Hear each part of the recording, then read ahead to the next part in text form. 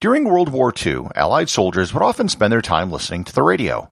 They could, at least for a little while, be transported back home by listening to popular music, with the soothing sounds of a female radio host with a flawless American accent.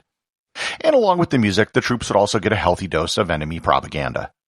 Learn more about Tokyo Rose and Axis Sally, how they got stuck doing radio, and what happened to him after the war on this episode of Everything Everywhere Daily.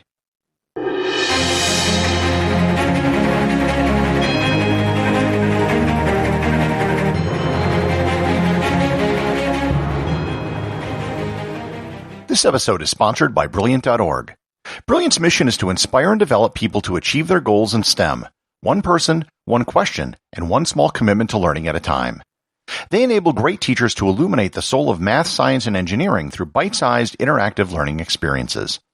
Their courses explore the laws that shape our world, elevating math and science from something to be feared to a delightful experience of guided discovery. If you're interested in learning more about any STEM subject, go to everything-everywhere.com/brilliant. Once again, that's everything-everywhere.com/brilliant.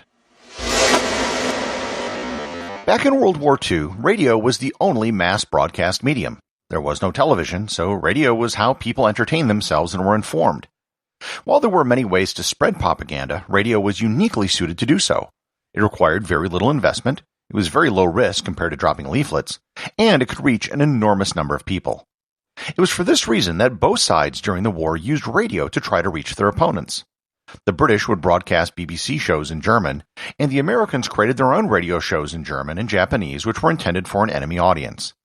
German-born actress and singer Marlene Dietrich recorded radio broadcasts in German for the American Office of Strategic Services, which were used in Europe. So it came as no surprise that both the Germans and the Japanese did the same thing. In the Pacific and in Asia, it was common for the Japanese government to produce English-language radio programming using female hosts for their show. These programs would be broadcast out of cities like Manila, Shanghai, and Tokyo, which were occupied by the Japanese. They would play popular American music, interspersed with heavily slanted news updates which were intended to demoralize American troops. American soldiers did in fact listen to these broadcasts because there wasn't much else to listen to. And in Asia, the hosts of these programs became known as Tokyo Rose. It should be noted that there was no one person who was Tokyo Rose. It was a generic name given to any female host who worked for the Japanese.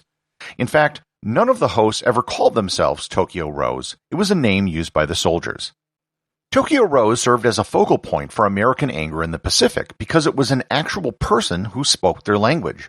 For the most part, their enemy was a distant, faceless opponent with whom they couldn't communicate. Tokyo Rose, however, was someone who talked directly to them. She would tell the Americans of their defeats, ignoring Japanese defeats, of course, and try to sow doubt about their chances of victory and the justness of their cause. When the war ended, many people wanted to see Tokyo Rose caught and punished. While there was in fact no one person who was Tokyo Rose, there was one person for whom almost all the anger directed at Tokyo Rose came down upon, an American woman by the name of Iva Toguri. Iva was born in the United States in 1916 in Los Angeles, California. Her parents were immigrants who moved to the U.S. in 1899 and 1913, respectively. She graduated from UCLA in 1940 with a degree in zoology. In July of 1941, she traveled to Japan to visit an ailing relative. She didn't have a passport, just an identity card which she used to enter Japan. She applied to the U.S. State Department while in Japan to get a passport to return home, but something happened before it was issued. A little thing called Pearl Harbor. Iva was now stuck in Japan, a country that was at war with her homeland. All communication and transportation between the two countries were cut. The rest of her family back in the U.S. were placed in an internment camp in Arizona. The Japanese government pressured her to renounce her U.S. citizenship, but she refused to do so. She was declared an enemy alien. She could still work, but she was denied a ration card and other privileges, including living with her family in Tokyo. She eventually took a job as a secretary at Radio Japan. In November 1943, the Japanese came up with the idea for a program where prisoners of war would be forced to broadcast propaganda. This first show was called The 0 Hour, and it was hosted by Iva Toguri. She agreed to host the show only if she didn't have to say anything explicitly anti-American, which she never did. The producer of the show was an Australian POW named Charles Cousins, who was captured during the fall of Singapore. He had radio experience back in Australia and was basically threatened with execution if he didn't produce the show. The name Iva used while she was on the air was Orphan Anne. She would introduce music and did comedy sketches, but she never herself did any news segments. When the war was over, many people wanted to see Tokyo Rose arrested because she was such an identifiable symbol of the Japanese government.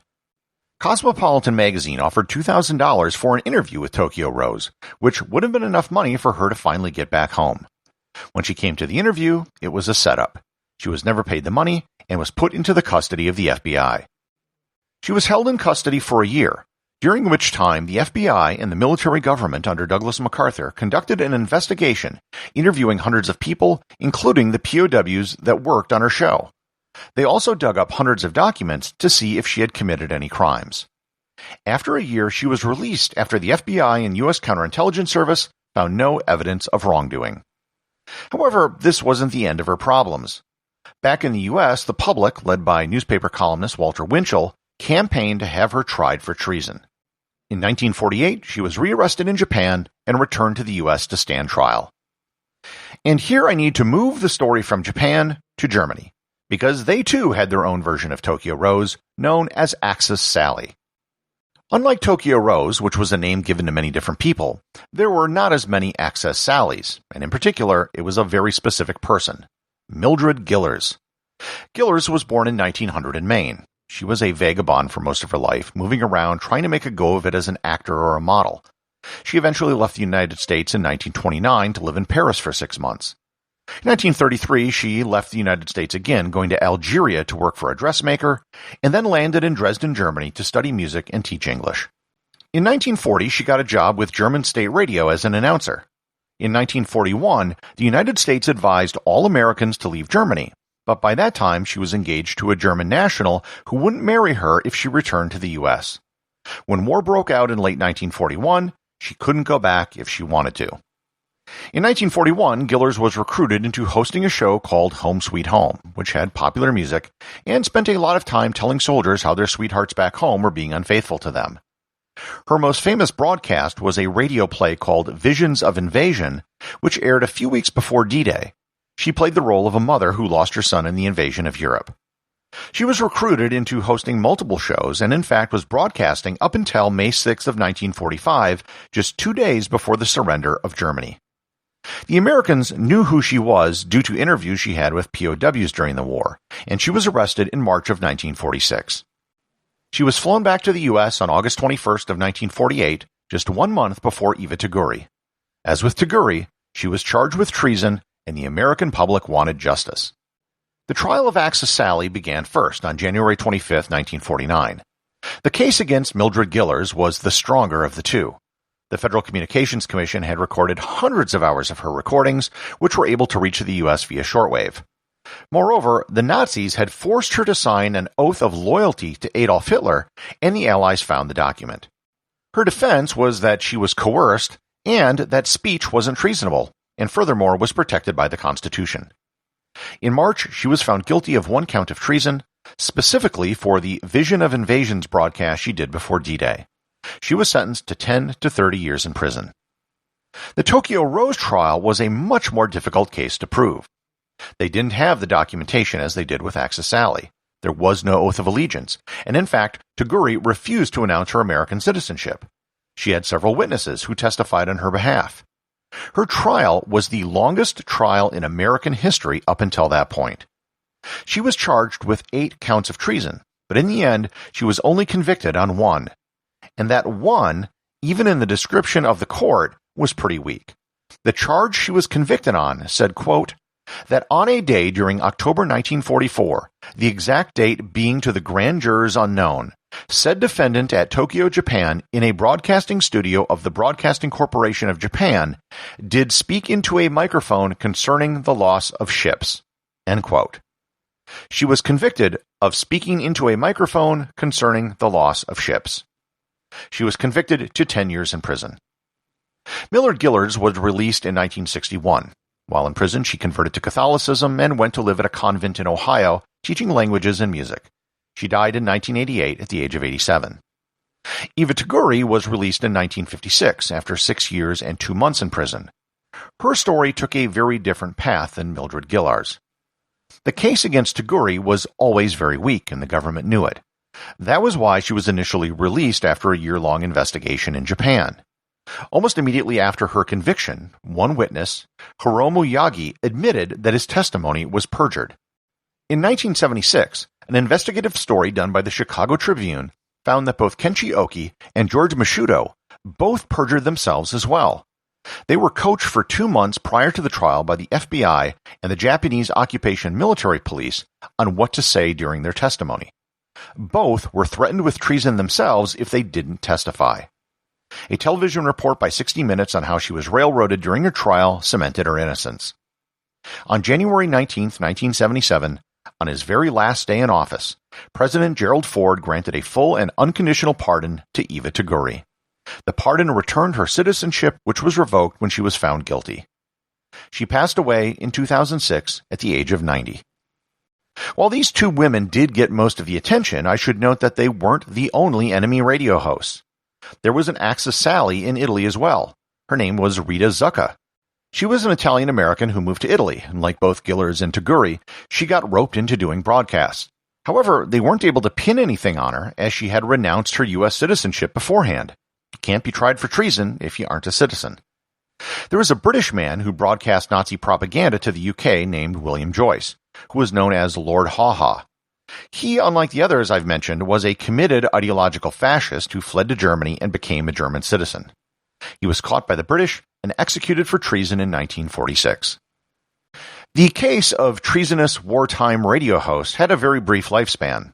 There wasn't radio during World War I, and after World War II, shortwave radio dropped in popularity, and armed forces developed their own radio stations. So it's highly unlikely that we will ever see cases quite like Tokyo Rose and Axis Sally again. The associate producers of Everything Everywhere Daily are Peter Bennett and Thor Thomsen. If you'd like to support the show, please join the list of patrons over at patreon.com. And also remember, if you leave a review or send me a question, you too can have it read on the show. Greetings, everybody. This is your number one enemy, your favorite playmate or fanan of Radio Tokyo. The little sunbeam whose throat you'd like to cut. We're ready again for a vicious assault on your morale. 75 minutes of music and news for our friends, our enemies in the South Pacific. Well, how are my darling little goats tonight? Full of beer and belligerence? I know, you still hate us, but don't let that hate keep festering. It poisons the whole system. What you need is some good jive. I mean tongue. Helps you relax. All set? Okay, here's the first blow at your morale. Hey, Kaiser, singing and singing. Hey, Pop, I don't want to go to work. Please be listening.